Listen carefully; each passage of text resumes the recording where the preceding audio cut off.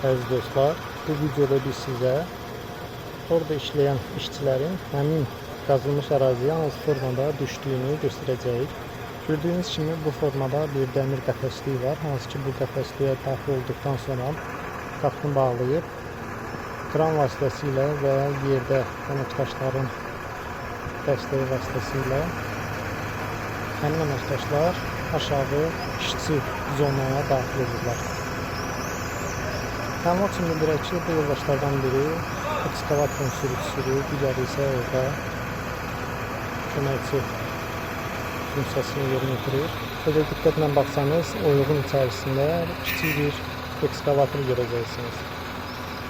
Burada təbii ki, ən yüksək peşəkarlıq məhz kran sürücüsünə düşür. Çünki yüksək dəqiqliklə həmin səbəbi kran sürücüsü aşağı ekskavatorun yanına, yəni ona və ya sıralara, divara toxunmadan əraziyə çatdırmaqdır.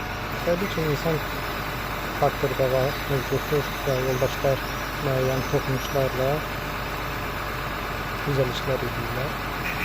Budur, gördüyünüz kimi əməkdaşlar artıq rahat şəkildə ekskavatorun yanına düşürlər. Düşdükdən sonra artıq orada hər kəsən öz işi ilə məşğul olmağa başlayır. Bakın, bu gördüğünüz həmin bir ekskavatordur. Əgər diqqətlə fikir versəz, onun hərəkət tempini tuta bilərsiniz. Yəni orada yer qazmağı, düzdür, burada səsini eşitmişsiniz, səsini almışam çünki çox səs-küydür. Baxımından.